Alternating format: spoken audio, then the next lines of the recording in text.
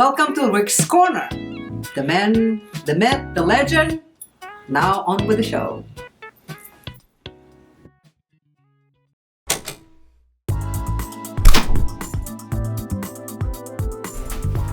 Welcome back. We're here with Dr. Franco Columbu, and we're talking about his book, which I'd like you to mention again. The title? Winning Bodybuilding. It's an audio book, right? And it's an audio book, and now you can actually get on the plane and read the book on the phone. The way to go. That's absolutely the way to go. All right, we're talking about vitamins and minerals and joints and this and that, but I happen to know that Franco has a little thing in his hand, looks like the finger that I have missing, and it's a cigar, and you brought it along as a prop, or what? Where did that come from? Well, it's not 100% a prop. Okay? And here's the story. Aaron and I, when we get injured and something, we talk about, I say, I got this problem here, I can't breathe. We're like nervous. And then finally we talking to this doctor, he says, no, it's all in your head, it's anxiety. And then we started making fun of that. Yeah. And actually helped to get less anxiety. So when I go to Arnold's house, I open his cigar box and I pull out the cigars, and Arnold, he uses Cohibas. Okay. I don't want to advertise Cohiba, but, I don't think that's the best cigar. He goes to Cuba, takes off the label, and he brings cigars. So we are smoking cigars. Then I had the cigar left today, around noontime, and as soon as he came in, I took the cigar box, and I have my cigars. I don't have Cohiba, and they have other ones. Yeah. And then I took the Cohiba I took from his house that I already smoked, put it in my thumb, in my mouth, and we are playing chess. So that's where the cigar came from. So I kept it with me because it helps relax. I get it. And I tell you the truth, we smoke on weekend a cigar or two, but very little. Very little. I have a couple of things that I remember about you. You want to hear them? Of course, yes. Okay. I'm sitting home one day, and Franco's over at going to Devonshire Downs, which is California State University in Northridge, and he calls me. He says, "Hey, Rick, I need you to help me out for the Guinness World Records. We're going to blow up a hot water bottle." I said, "I have no idea how to blow up a hot water bottle." He says, "Don't worry, I'll stretch it out and you'll be able to do something with it, but I need a competition," remember? And I teach you, the guy says you have to have a competition because it's a Guinness Book of World Records. Right. So I go over there and they got a stage set up and Franco's there with a balloon. I get a balloon. Very nice of him to think of me. I mean, this is when he made fun of me still. So, for whatever reason. But he got me over there. And he's blowing this thing up, and it's getting bigger and bigger and bigger. And I only get about this far, and the thing took off out of my mouth like a hot air balloon and flew up into the sky. It gets big, and it popped, bang, that's it. So it made its point, and it was on Guinness World Records. Then it was on Look magazine, and then it went to TV, and then to YouTube. And like I told you, I was getting residuals off that. I'm sure you are too. But it was a fun time, and they had, remember the guy with the beard that was all bees, and they had all these different people around, right? Yes. So that's one instance that I remember him. Then he calls me another day, and you had a Mustang. Remember the Mustang? Yes. He says, "I need your help." I said, "What is this?" He said, "I'm going to Westwood, I'm building a chimney, and I need you to come help me mix the cement." Do you remember that day? Yeah, maybe that day Arnold didn't want to do it. He didn't want to do it. So you pick me up in the Mustang. We're going up Wilshire Boulevard, which is a main street in LA. And there's stop signs all the time and street lights. He's going 80 miles an hour, right through them. And I'm holding onto the window like this, thinking this looks like Laurel and Hardy. I'm going to have to jump out. I'm going to get killed.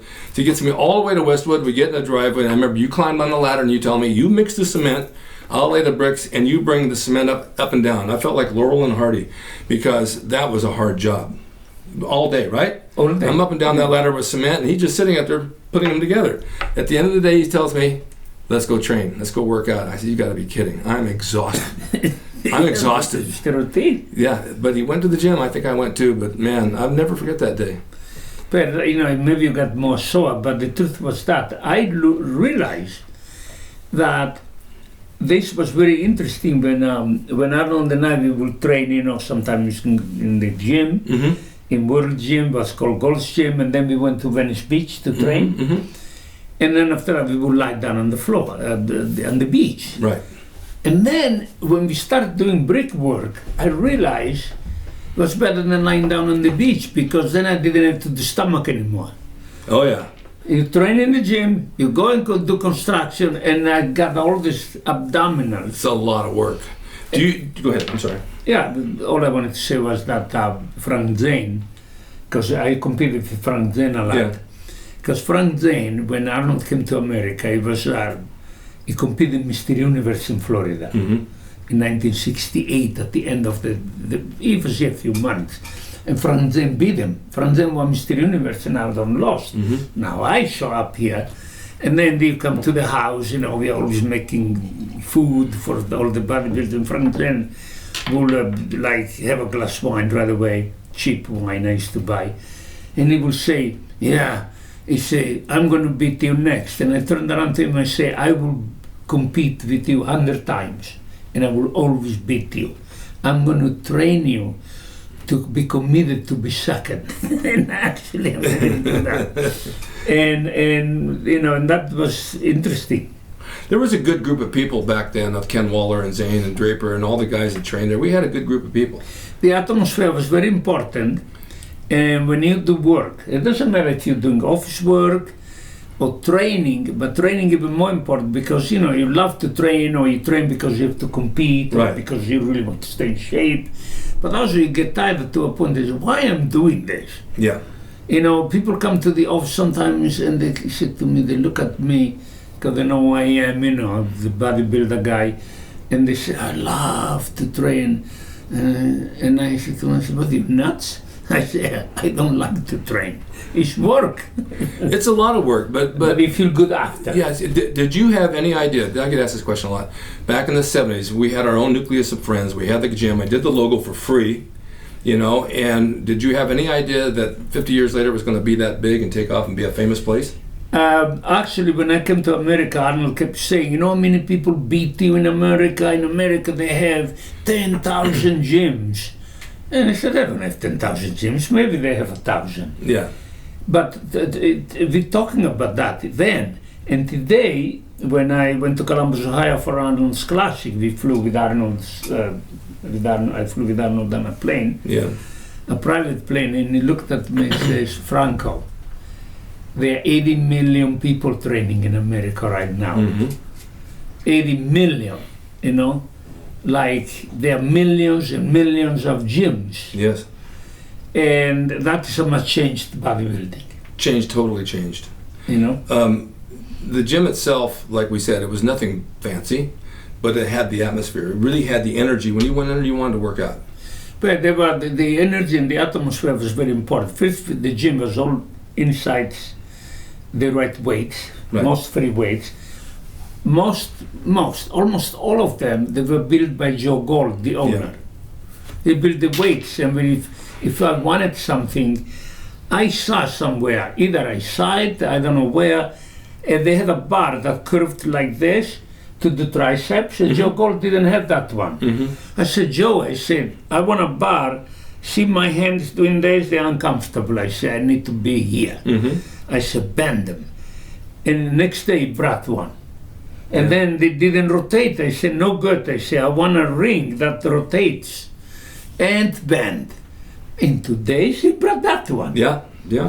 So we adapted, we made the equipment accordingly, but how the atmosphere was good because we sweated, we take the shirt off, there was no music. No music, barefoot. By the way, I have a lot of people who complain in my chiropractic office, says, you know a gym that doesn't have music? Because people say, I don't like the music in the gym. He says, it's a franchise gym. The manager in Chicago probably says the music is too be loud. Well, in today's gym, they all wear headsets. The music, that's bad too. Music to listen, music headset during training is a bad idea because it takes 15% of the energy away from your training, the brain, to listen to music, and that can cause injury. I didn't realize that. It's distraction. Yeah. No, there's no distractions there. One water fountain, one bath, one shower for men and women. Sometimes there were a lot of distractions when people came in. Like when you came in, you never combed your hair. They were long up to here, and you were always doing this. And that was a distraction for me. You're just not going to let up on me. I had beautiful hair though. But we had a lot of characters then. I mean, guys that weren't even competing, our friends around, you know, like Bob Leff and some of those guys in Beckenfield, they weren't competition bodybuilders, but they were all good guys. So we had a good group of people in there, and Joe was great. He was a great guy. And by the way, you know, it's very interesting on Main Street in Venice, is where Venice starts in Santa Monica.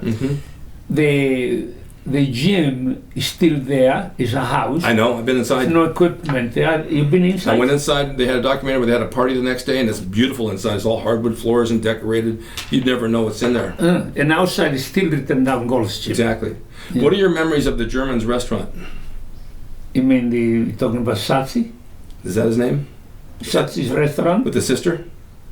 Remember down on the beach, it was the German's 8-egg omelet for $1.35? Oh, you're talking about, yes. Okay, and then the sister with the hairy armpits and the food. Do you remember that place? Yeah, they came to food in Europe. A lot of people in countries in Europe, they don't shave under the armpits. No, but we got a good deal. We had 8-egg ham and cheese omelet and coffee and toast for $1.35. Because the owner was a German guy. Yeah. And when we went there, he never raised the price. No. And that's why we went there to eat a lot, yeah. True. I remember that Clint Eastwood came in the gym and somebody sent him down there and they said, why would you send him to that place? It's filthy. And he came back and he liked it. They thought it was good. Yeah, yes, yes. And now today, also, what I notice, and when you go to any of the Gold's gyms, which are everywhere, there's not, if you ask any of the younger guys today, do you know Joe Gold? They haven't got a clue who Joe Gold is. And I said, if there was no Joe Gold, and none of the guys back in the 70s bodybuilding, or the logo, you wouldn't have a Gold's gym today. This is what put it on the map. Yeah, it was very fascinating. Actually, if you look at it, it's a good people to tell him the history. He built Gold's gym. When he built it, he sold it. When he sold it, then he built himself another gym called World Gym. That's That's right. why a World Gym. And both became a franchise, but Gold's Gym became first a franchise with this other owner who bought it. And when he bought it, he told Joe Gold that, you know, I have Gold's Gym now copyrighted. You cannot use your name. Exactly. And that's why he put World Gym. Yep. And I'll change it. And then he came to me and he said, since you did the logo for Gold, would you do this for World and draw me a gorilla? And I said, sure. And he was always really nice to me. And it did really well. I mean, the franchise of World did very well. But as soon as I saw it, I was mad at you because I said, where's my face? Oh, well, it's your face, isn't it? There's the deadlift with the bar band. That's all me. Abdominals, I take it. Yeah. But it's the arms are hairy. Look at this here. Well, and then it looked like, Well, that's what you looked like back then. You were like this. And I wanted to go to your Gold. I said, where's my picture? Why you don't put my picture in there? I remember on the T-bar, there was a picture of you doing the T-bar. It must have 10 plates on it, 10 45s on it, maybe more. Yes, yes. That's a lot of I weight. used to fill it up at the end, yeah. You were extremely strong. I mean, beyond anybody else. Yeah, because Arnold calls me like I'm a monkey, like a gorilla. Yeah. You know, gorillas are very strong. He teases you, but he loves you. That's all. It's all within love. But today, since we're very close in age, do you still train that? Do you still train hard, or you just? I train sporadically. Yeah. And I'm trying to. For the last 2 years, I'm talking to myself that I'm going to train steady. Yeah. And eventually, I said to me, even in the gym now, I put some equipment, lightweight, and I'm going to be doing more training there, you know? Yeah. I talk to myself at night like you do. I say, well, tomorrow I'm going to do the dumbbells, and I'll go to the gym and I'll say, I think I'll use the machine. I just, for some reason, I don't want to pick them up anymore because, like you say, that it's you get unused to it. Yes. Here's the idea. The truth is that the reason why there are 80 million people training in America today, Yeah. for example, number one, they are there to do weight training for different sports to improve. Every weight training. Number two, you use free weights. You can have them home. You can have like 2 5-pound dumbbells, and you can do 25, 50 exercises. Number three, you can use a rubber band by the door. You can do the train. However, though, people use weight training, bodybuilding, and weight, and exercise in the gyms for everything you can think in America. All the way for let's say a heart rehabilitation, a patient rehabilitation of any problem, including then training for another sport. Yeah. Like when you did wrestling. Yeah. If you didn't train in our gym, probably you will have lost more times in wrestling. I wouldn't have had the drive like I had training. Yeah. It gave me a lot of drive. I mean, you guys were competing in bodybuilding. I did a few small shows. And I said, I can't make any money with trophies. I'm never going to be a Mr. Olympia, but I'll make money in the ring and have a nice body. So I utilized it towards making money that way. And training with all of you was inspirational. You know, we all worked out hard. I was very impressed with you actually because I said to, you know, you were not trained to compete. You had abdominals, you had a good build, but not close to compete. Maybe you could compete in Mr. Venice Beach. Yeah. However, because you were doing the heavy training with weights, when you invited me to the wrestling and I went there, I realized why he's wrestling. He will grab the guy and throw him up in the air, and the guy is like falling down, and then he will jump on top and sit. And I said, no wonder he trains in the gym. Yeah, you got to do something. Here's another thing I want to bring up. Back in those days, we ate real food. There was really not much in supplements. There were very few protein supplements. Wheaters, did you take Wheater supplements? No, we took Rio Blair supplements. I was just going to say that. We took Rio Blair's. We worked for Joe Vida. Right. And we had Rio Blair's supplements that were better than Vida supplements. Yes. And I had them all lined up in the kitchen, and Joe Vida used to come every week, and he would look at the Rio Blair vitamins and minerals, and he would say, oh, you got to try my vitamins. And Arnold will say, no, these are better. Then on my right up by my kitchen window, you'll see a statue sitting there. Would you bring that to me, please? I got to show Franco this. Rio Blair had the best stuff. Wheater, I never really, although I liked Joe a lot, I never trusted the supplements. I think they were all sugar. But there are different reasons. All right, you're going to get a kick out of this. I made this thing out of paper mache. Huh. And what it is a Rio Blair vitamin B bottle. Unbelievable. And inside the bottle is a light bulb. So I put it together one day at the beach, and I went over to Aaron Brothers. I bought some paper mache, and I started sculpting it, and I did this, and then I let it dry, and then I bought a little paintbrush and some oils, and I started painting them. So I've had this thing 50 years. And actually the spouse is Joe Vida's spouse. It is. Yeah. But it looked kind of like Franco. So actually, this is you. Yeah, couldn't But that is made out of a Rio Blair vitamin bottle and a light bulb. That's so interesting that he knows about Rio Blair. This is in the 70s, remember, we are talking about. And Rio Blair brought his vitamins, and he was like a doctor in nutrition. And actually, these vitamins worked. Like I even have today, in my office, I produced like a lecithin choline inositol. Yes. And that is the best to get definition because it gets rid of the fat in the liver, and I manufacture them today similar to what Rio Blair did. Yeah, choline inositol, it's a fat burner. Yeah. And he also had hydrochloric acid tablets to digest your food. They were the best. Yeah, they were strong. They were strong. Like little white balls. You throw them in your sink, and your sink would explode. Actually, I have to tell you the truth. In the health food store, the strong stuff you're talking about is coenzymes, really. And what it is HCl, hydrochloric acid. Hydrochloric acid. And if you go to the store today, you get 3 or 4 enzymes, papain, pineapple enzyme. And HCl is usually 50 milligrams. And I manufacture them now for 350 milligrams because they were too weak. Yeah.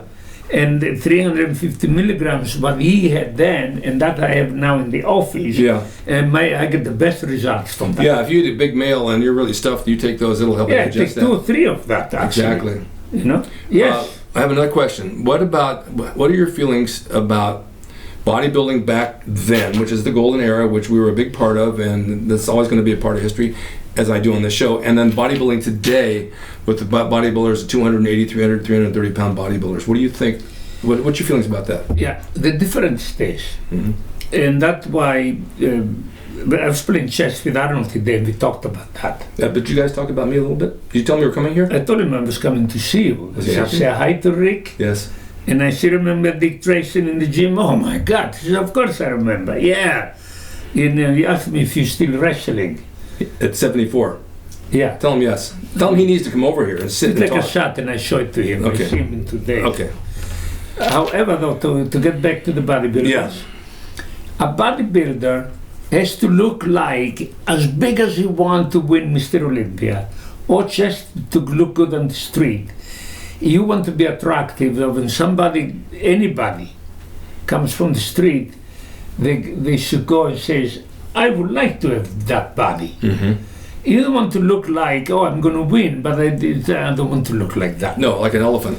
And the truth is, what caused a bodybuilder to be good, and that's what Arnold always told me. I was like, I got a little lazy. And he said, Franco, get back to this. You only did 9 reps, you have to do 2 more. Because you're supposed to do 10, but now you rested, you have to do 2 more. It was the training who makes a good bodybuilder. Yes. And you have to get it in your head, or you'll never win. Then people are now taking the easy route. One of them is machines, mm-hmm. and the second one taking different types of steroids and growth hormones. Exactly. That causes, for example, it looks like to me that the same guys seem to win, steroids or no steroids. Yeah. And here is why. A growth hormone, for example, doesn't discriminate. People need to get that in their head. What I mean by that is, you want to take something to grow muscles. The problem is that grows the organs too. Right, exactly. That's why they have the bigger stomach, because the liver, the pancreas, the stomach, all the organs grow together with the muscles when you take growth hormones, including the body fat cells. Oh, that's so they're just bigger. Yeah. And then from overtraining, they get enough definition to win. And sometimes whoever is more capable of tucking his stomach in wins. Yeah, that's true. That's how bad it gets. Well, overtraining, back in the days you were competing like that, you did a lot of forced reps, obviously, and a lot of heavy weight. But don't you think rest was a huge factor in recovery to get what you wanted? But you have to understand your body.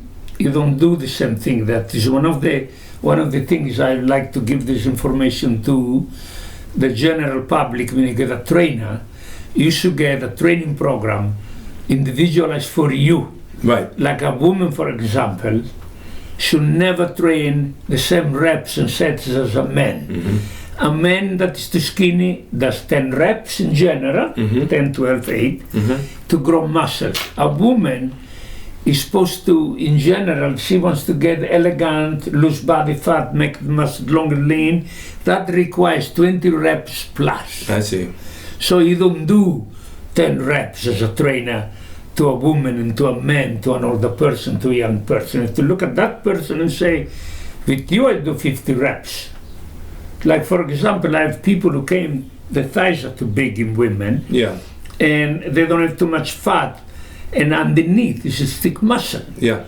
What happens is, if you don't get the definition and you do, let's say, heavy leg press, the muscle gets thicker and looks more fat, and it's not. Right. So that the women, so they go to the gym and they say, you have to do 100 reps. I said, 2 sets, 100 reps. He says, what? They don't let me on the machine to do so many reps. I said, then don't do them.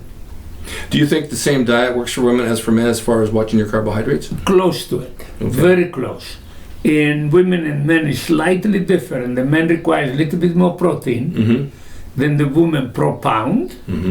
Let's measure it per pound. That's how the body is done. In other words, if you weigh 100 kilos, usually eat 100 grams of protein per day. I see, okay. And then if you want to grow muscles, you increase it 10% or 20. If you're going to increase your protein, then you got to work out hard to utilize it, because protein also can be stored as fat if you have too much, right?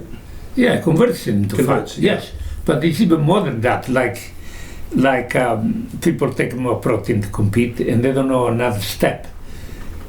The hydrochloric acid we mentioned, the enzyme, the digestive enzyme. If you eat 20 grams of protein more to get more muscle, your body doesn't produce the extra one. That's when you take the ACL. I see, okay. And then one more thing, B6. B6 sounds like nothing. Says, oh, I take B. If you take more protein and you're training hard, B6 is essential to take a lot more than regular, because B6 helps convert the protein into amino acid, into muscle, and transport it into the system. I see. I didn't know that. Little steps are helpful. No, I didn't know that. I'm going to charge you for that. Oh my God, okay. I'm on a senior program, don't charge me too much. I want to talk a little bit more about the audiobook right now. Yes. So let's let people know where it's available and what it's about. and how to get it. Rick, can I get the copy of the audiobook, the cover there? It's available audible.com, iTunes. You see? Okay. This is the original cover. Okay, we'll hold that up. Okay. This is your audiobook, and then we have this flyer for the audio. Okay. And obviously, I'm so happy to be doing this because number one, this is the best book I liked. Yeah. And the reason why it was out of print is because the company was sold. Oh, I see. It was Contemporary Books, was bought by another company. Okay. And then went out of print, but to be and now you can, it's a collection. It's a collector's item. People buy them and resell them, but I love this where you can put it on the phone. Yeah. And do it. It's a great idea. Well, you've got a world of knowledge, and I know a lot, but I learned a lot more just by having you here because there's things I didn't know. And you've been doing it for so many years, and you're living proof of what it's all about. You look fantastic, but you're also very smart. Very soon I'm going to get younger. Yeah, I'm working on that right now. Okay. If people want to come see you, your office is where? My office in West Los Angeles on Westwood Boulevard. Okay. Like 2 miles south on the same street of UCLA. Okay. And I work part-time there, and people can come in for training programs. Okay. And for chiropractic care. Okay, is there a website? I have a website, columbu.com, yeah. Okay. Yeah, but it's not about the office, about... Okay. All right, we're back on Rick's Corner. We're with our publisher, Rick Newcomb, who publishes Franco's book and mine as well. And he wants to talk a little bit about the books and what they're available and what it's all about. All right. Well, I want to thank you, Rick. I want to tell you the story of what happened.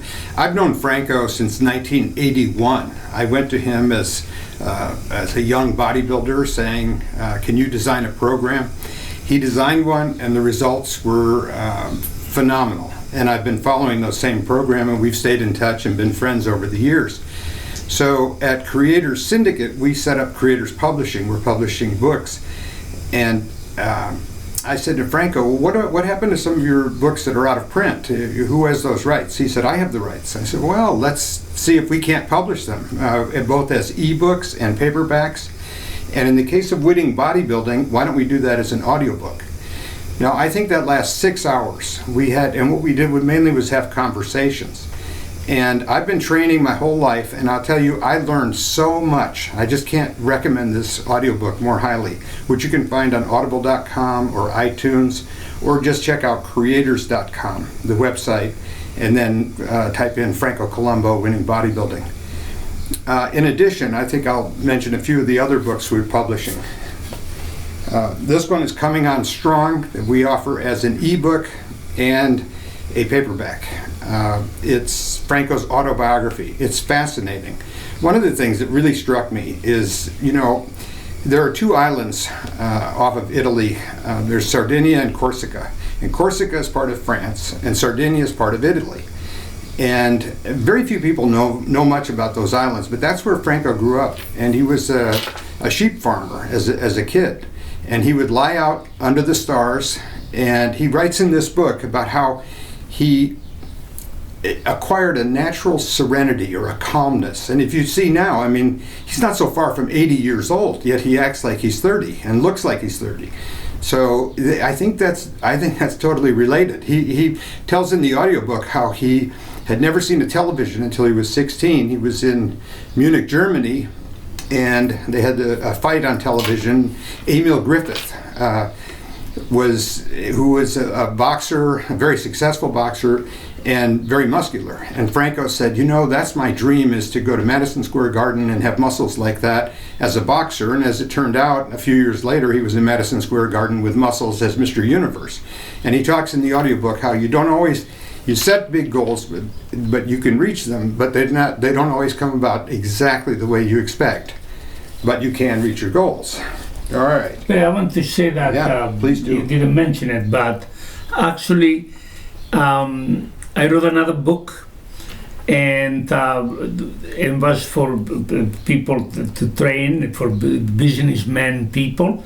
It's called Businessman's Guide to train into bodybuilding, and on the cover I have like a shirt, no shirt with a tie, and Rick is the demonstrator in the book. We took a lot of pictures together training, and so he's before and after in the book. And it's incredible, not only before and after, you looked so much better, but this is now so many years later and you look the same. Thank you. I hope it's the after. This is the book. This is the book. This is Yes. the paperback version where you actually put on a shirt and tie, but in the hardcover book you had the bare chest and the tie. There's also, and we published that. That's available again now as a paperback it's available as an ebook. And this one also is available as an ebook, Franco Columbu's Complete Book of Bodybuilding. In this book, everything is in there. You read this book, you become a champion. You don't even have to train. And while we're here, I thought I'd mention that for a few years we syndicated Joe Weider during the end of his life. And I got to know Joe very well, and I just cannot say enough good things about the guy. And so after he died, we took a collection of his columns and published them as a book called Ask Joe Weider, which is available on Kindle and Nook as an ebook. Also, somebody I met at World Gym who knew Franco and Arnold 35 years ago, Jackson Yee. Jack is a Chinese American from Northern California who's a school teacher in Massachusetts now, and he has a terrific book called Mental Toughness Training. And this is a picture. Look, Franco, he's the champion. I was doing the press behind neck, which he says don't do anymore because he has too many patients come with neck pains. But anyway, this is Rick. Photo for Can you believe this is Rick training? Back in the day. What else do we have? Oh, then we have Rick Who's Drasin. this? This is Rick Drasin's Drasin. book. And we're getting a lot of positive. People who read Rick Drasin's book just love it. Because Rick, like I said the last time I was here, Rick is becoming a legend.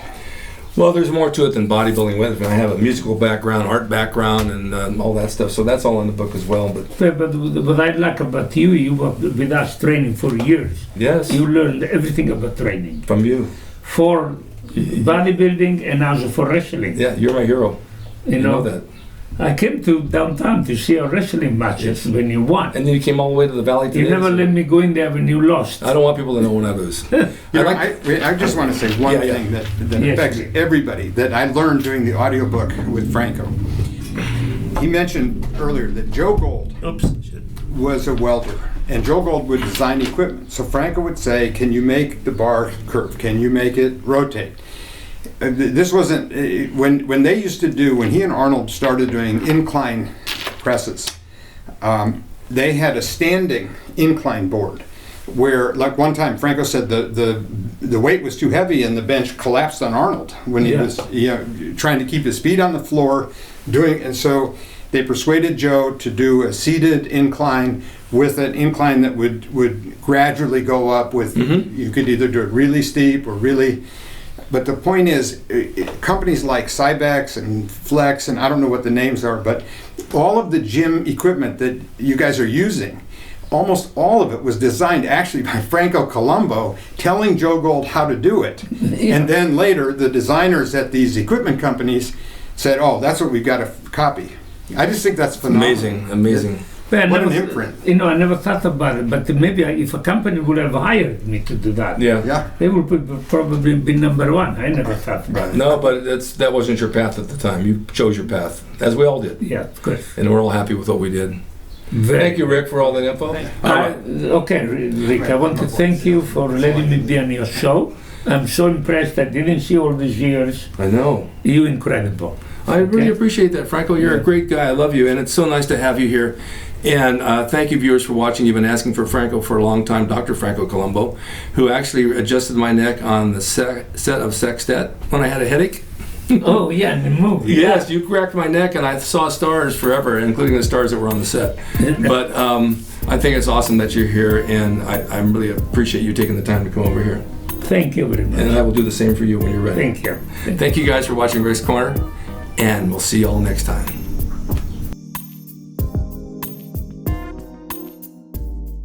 Hey everyone, now you can have the Gold's Gym logo drawn by me, the artist Rick Drasin, personalized and made out to you and signed by me to frame and put on your gym wall or wherever you see fit to do so. It's a piece of bodybuilding history. It will never be duplicated again. It's the largest selling icon t-shirt logo in the world, and I'm the guy that drew it, and I will draw it for you. Just go to my website, rickdrasin.com, and order there. You can pay through PayPal, and it'll be sent out right away. And be sure to watch Rick's Corner for all the videos on bodybuilding, nutrition, fitness, pro wrestling, and anything that suits your interest as far as getting physically fit and being the best you can be from the golden era of bodybuilding.